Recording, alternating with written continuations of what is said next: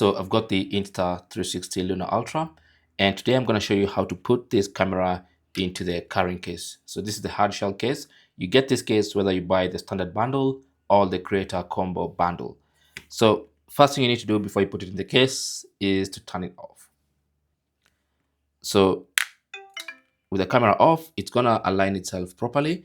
And what you wanna do is put the camera with this screen facing down, okay? Now, of course, your current case has options to put in the wide angle lens. And also if you have the black mist filter, you can also insert it right there.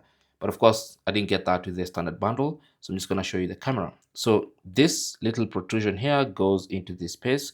The screen goes facing down like this, like that. Simple as that. And once you place it like that, you can simply just shut this, clips in place, and you are good to go. And you can even carry this together with a tripod mount. So if, for instance, I want to also carry my tripod mount, I can just simply attach it there into the Type-C port, and you are good to go. You can carry your camera just like that, okay? And you can even charge it when it's inside here using this Type-C port. Thanks for watching and good luck.